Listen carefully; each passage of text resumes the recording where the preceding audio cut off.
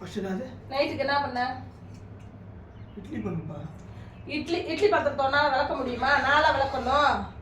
இட்லி பாத்திரத்தை எப்படி விளக்குவேன்? அதுல உள்ள துணி இருக்கு, அதை யார் அலசுறது? என்னால அலச முடியாது, ரொம்ப குளிருது, கையெல்லாம் அப்படியே ஜில்லுன்னு ஆயிடும். தோசை ஊற்று. தோசை ஒரு தோசையா அந்த குளிர்ல நின்று உனக்கு தோசை ஊற்றிக்கிட்டே உட்காந்துருக்க முடியுமா? ஆனால் தோசையை ஊற்ற முடியாது. சரி, சிம்பிளா ஏதாவது சொல்லு, உனக்கு பிடிச்சதான் சொல்லு. சப்பாத்திக்கு அந்த குளிர்ல நின்று அதே மாதிரி மாவு பிணைஞ்சு அதை 5 நிமிஷம் ஊற வச்சு அதே மாதிரி உட்காந்து தேய்க்கணும். யார் தேய்ப்பா? நீ தேய்ச்சி தரையா? நான் வேணா போட்டு தரேன்.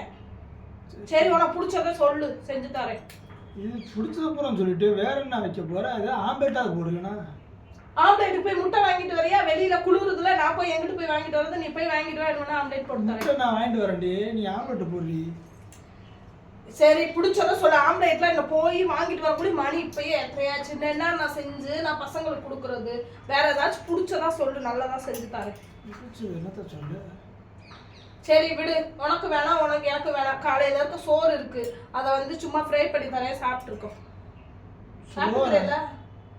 அப்புறம் சோறானா மத்தியானம் போயிட்டு நல்லா ருசியா எங்க கடையில கிடைக்குதுன்னு ஆர்டர் பண்ணி சாப்பிட்டேல. இப்ப அந்த பழைய சோப்பாரை யார் சாப்பிடுவா? எங்க 2 பேத்துக்கும் நாங்க தோசை ஊத்திக்கிறோம், 3 பேத்துக்கும். உனக்கு மட்டும் பழைய சோறு இருக்கு, கிண்டி தரேன். உனக்கு பிடிச்சிருக்குல்ல? பிடிச்சிருக்கு, சாப்பிட்டுக்கிறவேல? சாப்பிட்டுக்கிறவேல? அப்புறம் பிடிச்சதை செஞ்சு தர மாட்டீரா, வைக்க மாட்டீரான்னு கம்ப்ளைண்ட் பண்ணக்கூடாது. சாப்பிட்டுக்கிறவேல? பிடிக்கும்ல பழைய சோறு? பூரி சப்பாத்தி எது வேணுமா? வேணாம்ல? தோசை இட்லி இல்ல ஒரு தோசை வேணா ஊத்தி தரவா? சூப்பர். சரி விடு.